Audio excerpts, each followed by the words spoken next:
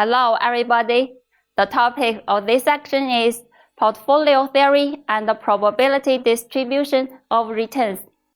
In this section, we will discuss the portfolio theory with quantitative analysis for optimal risk management and measures of an asset portfolio's expected return and risk. Portfolio theory is defined as quantitative analysis for optimal risk management, whether the unit of analysis is a household, a firm, or some other economic organization. Applying portfolio theory consists of formulating and evaluating the trade-offs between the benefits and the costs of risk reduction in order to find an optimal course of action. Portfolio theory addresses the problem of how to choose among financial alternatives so as to maximize their given performance. In general, the optimal choice involves evaluating the trade-off between receiving a higher expected return and taking greater risk. However, not every decision to reduce one's risk exposure involves incurring a cost of either lower expected return or greater risk. There are circumstances in which both parties to a risk transfer contract can reduce their risks at no cost other than expense of drawing up the contract. For example, a buyer and a seller of a house can contractually settle on a transaction price for the house now, even though the transfer of ownership will not take place until 3 months from now. Such an agreement is an example of forward contract. By agreeing to enter into this forward contract, both parties eliminate the uncertainty associated with price volatility in the housing market during the next 3 months.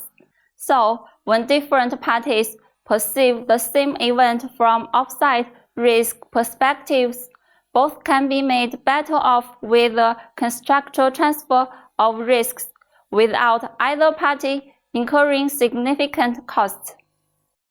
Risk management decisions in which there are no costs borne by either party are the exception rather than the normal.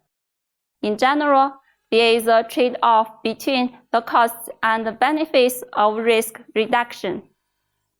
These models use probability distributions to quantify the trade-off between risk and the accepted return. An asset portfolio's expected return is identified with the mean of the distribution and its risk with the standard deviation. These two concepts will be discussed in the following. Next, let's see an example. Suppose you buy shares of Genco Corporation at a price of $100 per share and intend to hold it for a year. In further, suppose that you expect the dividend component to be 3% and the price change component to be 7%. In Chapter 2, we have studied that the total rate of return is equal to the ending price of share less beginning price and plus cash dividend altogether divided by beginning price. This rate of return can be decomposed into the sum of a dividend income component and a price change component. By the formula, the rate of return would be 3% plus 7%, that is 10%. A commonly used measure of the riskiness of an asset such as stock is volatility. Volatility is related to the range of possible rates of return from holding the stock and to their likelihood of occurring.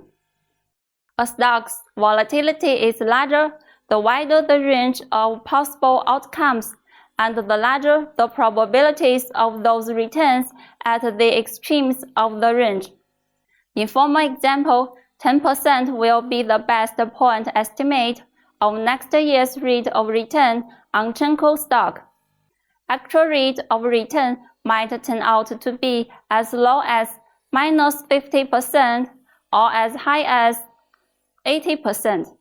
The wider the range of possible outcomes, the greater is the volatility.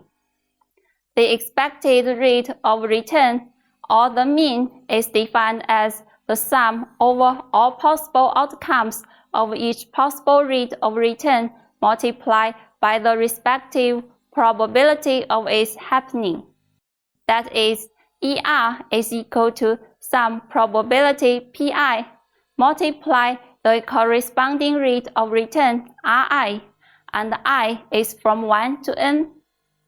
In the example about Genco stock, we further suppose that several different rates of return on Genco are possible, depending on the state of the economy.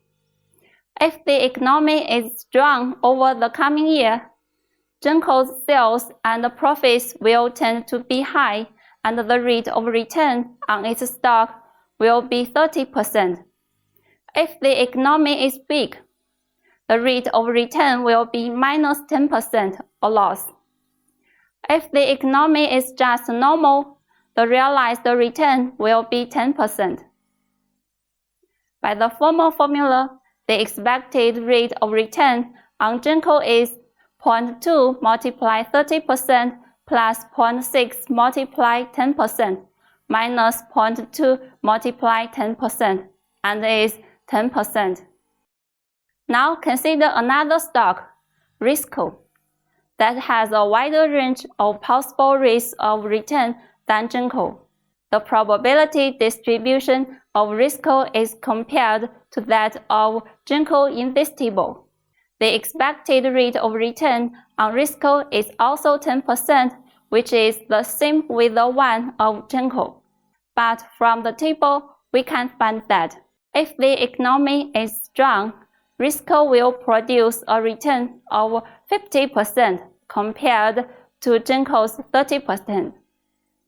But if the economy is weak, Risco will produce a return of minus 30% compared to Genco's minus 10%. So the Risco is more volatile.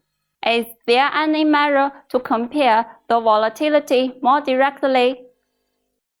Yes, the standard deviation can be applied to measure the volatility. Standard deviation is used most widely in finance to quantify and measure the volatility of a stock's probability distribution of returns, and is computed as follows.